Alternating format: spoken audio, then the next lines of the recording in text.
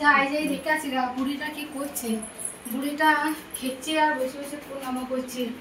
বৃদ্ধ ভাতারে টাকা কবে ঢুকেছে? আজ মাসের 10 তারিখ হইল। বৃদ্ধ ভাতারে টাকাটা তুলে যত মন করে কিছু করবো, কাপড় চোপড় কিনবো, তা কিচ্ছু হবে না।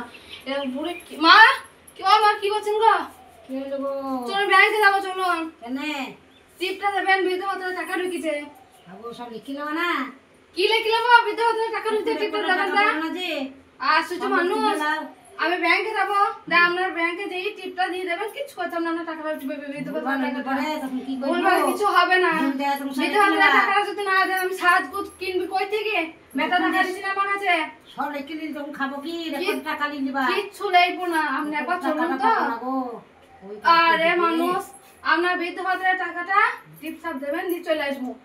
যদি বাবাকে বলছি তা বাবা বলছে অঞ্জলির মাকে যেই বলো, আপনাকে যদি বলছি তা বলছেন জমি জায়গা লিখে নেবো, তাহলে হবে, সংসার চলবে এমনি করে। চলুন চলুন। বৃদ্ধ ভাতারের টাকা তুলবো, আপনি রেকর্ডে টাকা কি করবেন? সব তুলে বাজে কিচ্ছু নেবো না, চলুন। সব টাকা তুলে নেবে, টাকা তুলে দেবো, জমি জায়গা সব লিখে নেবে।